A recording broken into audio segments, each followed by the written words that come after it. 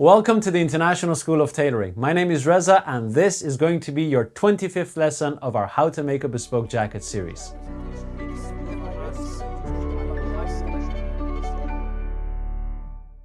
In the previous lesson, we put on the bridle on our Pagoda model. In this lesson, we're going to fold the front edges and join the back to the side panel. Are you ready? Let's go.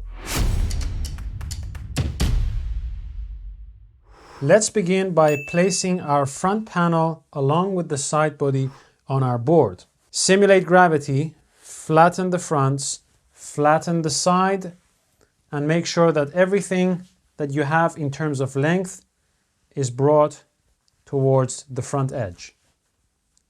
Like so. In essence, you want your side body panel to lay flat. Then, I want you to take your back panel and make sure again that this is also pressed nice and smoothly. You can use some moisture if you want to get a good assessment. And then, this is what I want you to do. Mark the chest line on your side body panel and the edge of your pattern. That's the edge of your side seam. Then mark a seam inwards, and that intersection is going to be the point that we need. That's where the sewing line intersects with the chest line. When you lay your back on your side body, it has to be right side to right side. Then you will see three lines. This is the back pitch, this is the top of the side seam, and this is your chest line. I want you to bring your chest line on the chest line of your side body panel, like so. Then I want you to do the same on the wrong side of the back. So mark the edge of your side seam, the edge of your pattern, then mark a seam inwards and of course your chest line. Now I want you to pin the intersection of your sewing line and chest line to that of the side body, like so. We're going to have to bring the top of the bag and align it with the top of the side body without stretching it out or creasing it or whatsoever. So carefully align your mark stitches. Don't worry about where the top is. As long as you're not pulling anything, you'll be fine. Then thread your needle with basting cotton. Use a basting cotton that can easily break, the same that we used for everything else. I'm using the basting cotton from our bundles. If you don't have this, use something that is thin, not too fluffy, and easily breakable. Make a knot and start with a back tack right on the top of the side seam markings. Make sure that your side seam mark stitches are matching and that you are not pulling the back. There may be a little bit of excess there, which is normal. Don't flatten it by stretching it out. Back tack once, and then with a stitch length of 1 centimeter, move towards the pin. Obviously, we have to be 1 centimeter away, which is 3/8 of an inch from our mark stitches. If you find it difficult to follow your mark stitches, connect them with a chalk line to have a better line and therefore a better guide. Now, if there is a little bit of excess, which is normal, just as evenly as you can and continue your baste. Now, when you get to your pin, remove the pin and baste while you're matching your side seam mark stitches up to the waistline. Flatten the side body so that you have a good overview of what you're doing. Now, this area is going to be where our vent starts and where our basting stops. So, match your mark stitches up to where the vent mark is, like so. And don't try to match your vent marks. Just let the back lay as it lays, as naturally as possible. And back tack twice right on your vent mark. So, once, twice. And that's it. Cut your thread. And now it is time to do a lap stitch. That is a top stitch that we do on the right side of the fabric. But before we do that, I want to bring your attention to something very important. Here we have a concave line. That's a hollow line on the silhouette of our jacket. This should be able to fold back and crease and fold along our sewing. But as you already know, when we fold concave lines on themselves and we want to maintain that concave shape along the folded edge, we have to do an edge to fold transfer. In this case, it's a concave line.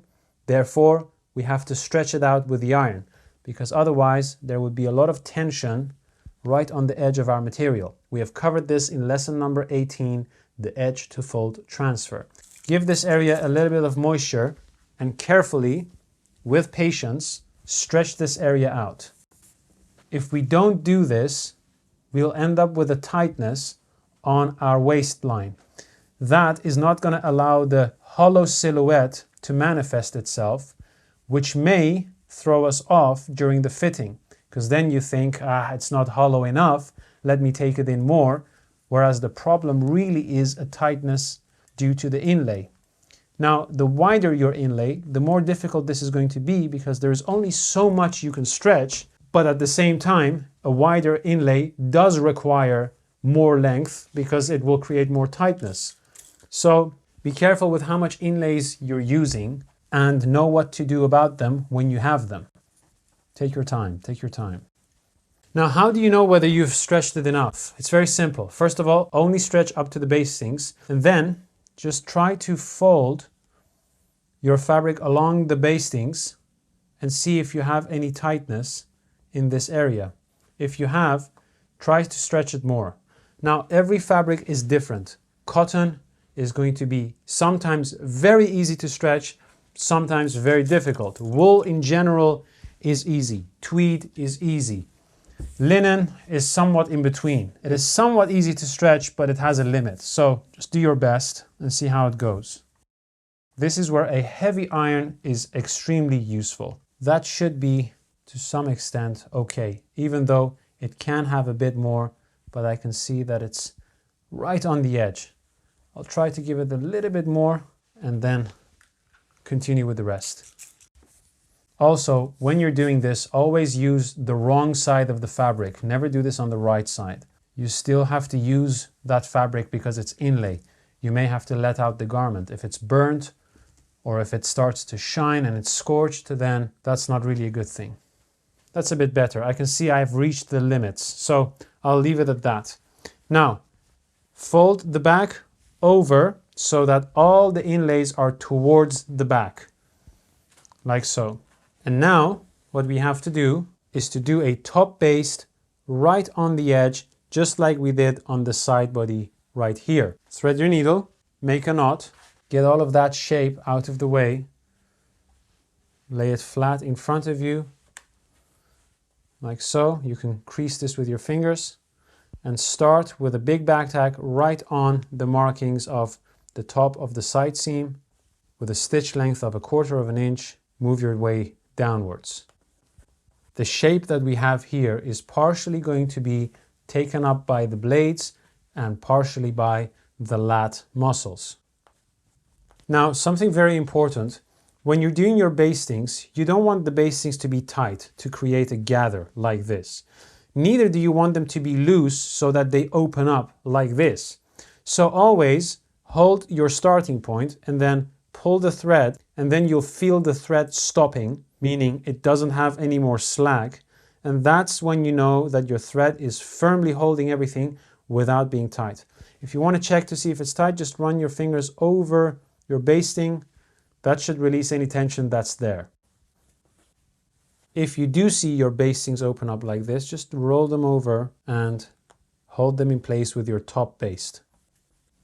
Once we reach the starting point of our vent, we're going to do one back tack, leave the needle aside, and press our fabric from the top. Use a pressing cloth, don't use moisture, and gently use the edge of the iron so that you don't flatten all the stretching that you have done there.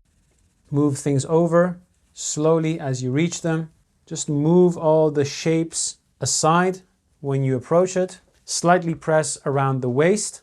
And now what we have to do is to tack our vent in place.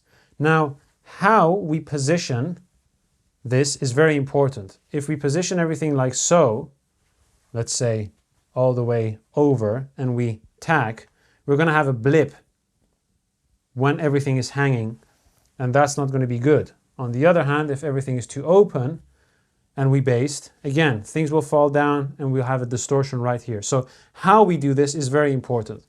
Now, some of this you have to assess on the individual, but the most accurate way for a starter is either on a sleeve board or flat on your board. So if it's flat on your board, which is the easiest, just simulate gravity on the front of your garment and allow everything to lay as naturally as possible. You can get rid of this bubble, just have it sit right here. Then have this vent shield sit flat. Simulate gravity on your back panel, your center back. Now you can see if I move it sideways, we'll get a blip here. That's not good. Now I can also move it a lot further and open it up, which brings a lot more shape here. What we want is for our center back to be as parallel to our center front as possible, okay? Your grain should be a good guide, but also you can look at your dart, roughly speaking, and that is the starting point. Now, you can put all of this aside to clear your way, and here you'll notice a blip. This blip has to be cleared outwards until there is nothing left there. If I simulate gravity on the back, if I go over, I get a blip. If I move over, it flattens. As soon as it flattens, let it be. Sometimes this falls exactly a seam behind the edges of our mark stitches, which is what happens here as well. So on the person, we expect it to be a seam over the mark stitches, because this edge is also a seam over the mark stitches. As you can see, we are one seam over the mark stitches, but that is not always how it hangs, and that can sometimes create blips because it's more open than it has to be. So simulate gravity, have it as straight as possible, then move it over until it's completely flat. You can test that. As soon as you bring that over, you get a blip, and now it's gone. And that should be close enough to the mark stitches. And now you can start basting. So what do? We have already done one back tack. We are now going to do one more tack in the middle, like so, and another one all the way to the end. Make sure you catch all the layers and then finish off. Back tack once, and then two back tacks right where you started. 1, 2, and that's it. Cut your thread, and now move things gently over and press the remainder of this area as smooth as you can. And that's it. Now, before I baste the other side seam, I'm going to finish off everything on one side and then do everything else on the other side. So the next step would be to baste in the front edges. Our front edges are going to be basted in all around, along with the bottoms. And when we reach this point, it is important for us to know where to baste after the mark stitches on our side seam. So this is what you have to do. Before you fold in your front edges, allow everything to lay flat. The first thing that you'll notice is that your back is slightly lower than the mark stitches. Now, why does this happen? Is it because we mismatched and misaligned our chest line? Is it because something stretched out here? Did we do something wrong? It is perfectly normal for these markings to be off by 1/8. Sometimes even 1/4, but that's borderline wrong. If it goes any further than 1/4, you should redo your work, or at least have a very close examination and see why it has happened. If it's around 1/8 of an inch, 3 millimeters, that's fine. So at the moment, if I allow all of this to lay flat, that's about, well, let's see. That's about 1/8 of an inch from below the mark stitch. So I'll leave it now. But if it was any more, I would redo it, take it out, and reassess. So this is what we do. Mark where the bottom of the back falls. Then hold your finger on the vent tack, open up the vent, and then mark the bottom again. From this point, you will have to make a mark, and that should ensure that once you fold this in and your vent opens up, you don't get to see anything sticking out. Because if we go into a straight line, that little bit will be sticking out. Okay? So, how to fold in our front edges? Very simple. Bring the canvas side up, grab your block, always preserve the chest shape, never allow it to flatten, and then thread your needle. Make a knot, pull the fabric tightly over the canvas so that you don't end up with a gap between your fabric and your canvas, okay? This is very important. Your fabric has to sit tightly against the canvas. So fold this over, press this area, of course, crease it along the mark stitch. Then fold this side in along the folded edge and then fold it again, like so. Then start with a back tack right at the top. While you roll the fabric tightly over the canvas, fold your front edge along the mark stitches. Stitch length 1/2 inch and off you go.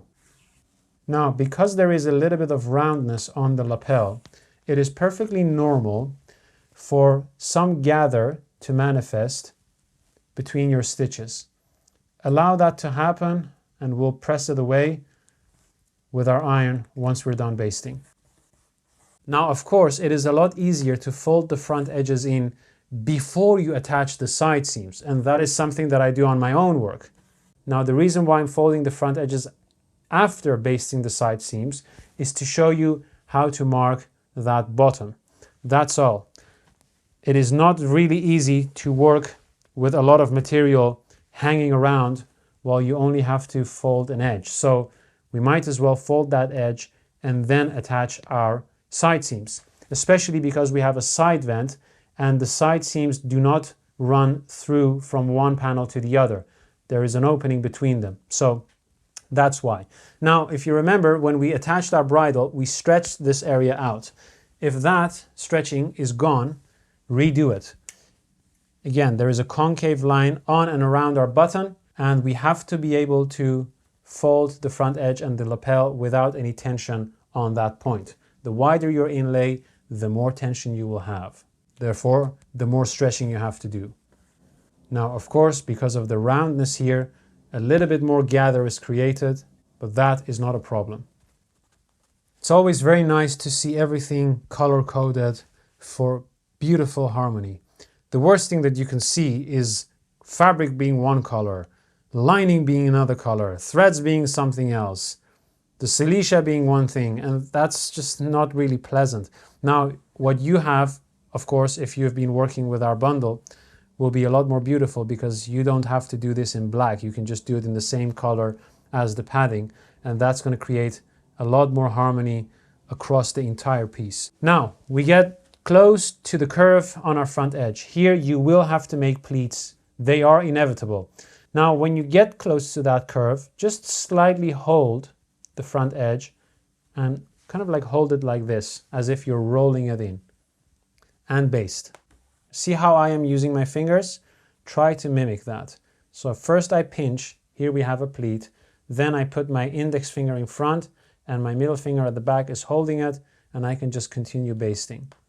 If you have to gather those pleats between your stitches, feel free to do so. Make sure all the pleats are going in the same direction, which is towards the sides. And at this point, you will almost be running out of thread. So back tack twice at the top here, thread your needle again, start off with a knot and continue. Go through all the layers, same as we did on the front edge, and just be careful you don't catch anything underneath it. Now you will notice a little bit of gathering as you're folding the hem. That is of course because there is a little curve along the hem. That's normal. So if you remember, we marked our back, which was about 1/8 lower than our mark stitches. Now, normally, when I'm finishing the jacket, I would go to that mark, but at the moment, all I need from that mark is really where the remainder of my inlay has to go. So I will keep to the mark stitches, but just simply make a pleat here and fold the rest of the inlay along the chalk lines that I have marked, like so. This pleat is perfectly normal. Do not try to flatten it by compressing it, because compression doesn't remove material, it just flattens it. So what you'll end up with is more material on the inside than on the outside, which creates shape by relative layer length. So your sides will curl outwards. We do not want that. So just remove all of that with a pleat and keep everything flat. Back tack twice. This area won't have a lot of pressure on, so it doesn't need many back tacks. And let's start pressing. Like I said, you can use some moisture if you're treating this as a practice jacket, but if you're finishing this linen for a customer or yourself and you're still in the fitting stages, try not to use any moisture. Push the pleats to the same direction. So that is how we baste our side seam and our front edge. One last step. When your lapel folds over, it is not a nice sight to see all of that fraying. So let's remove all of that canvas that is fraying on the edge for a clean look. Always make your work presentable and exemplary. This is why it's important not to have a gap between your fabric and your canvas, because if too much canvas is showing, then you have a big gap, and if you cut that canvas away, well, you may not have enough by the time we are doing our front edges on a finished jacket. You should not have any more than 2 to 3 millimeters sticking out. Now be careful you don't cut the bridle here or the threads that are holding it in place. And that's it. You don't need to do the rest. Flip this over on your board, remove all the dust, and now do exactly the same on the other side.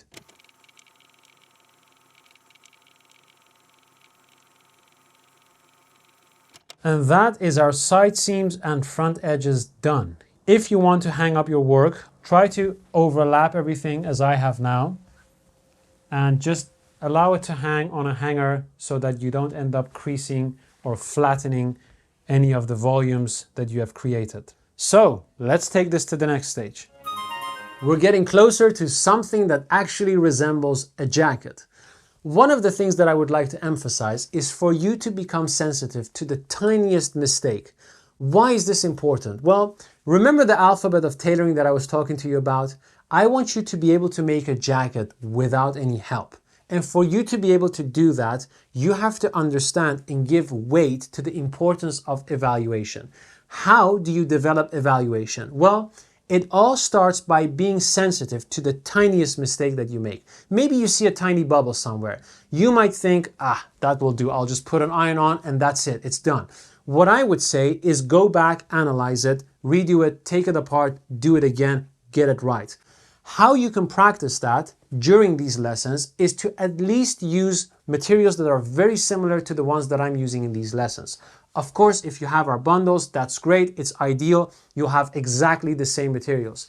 But if you prefer to work with your own materials, please don't use a velvet or a super heavy tweed. Why not? Well, a super heavy tweed, for example, may hide your mistakes because it's a fabric that's kind of like malleable. You can press it, you can shrink it, you can stretch it out easily, and it doesn't highlight all the tiny puckers and bubbles that you may get because of a tight stitch, for example. So that way you can practice becoming sensitive to mistakes, but also actually redoing them, because that's an important part of it. That's all. As for now, my name is Reza. This was today's lesson, and I look forward to seeing the next one. Take care. In this lesson, we're going to join the papa, mama, brother, sister.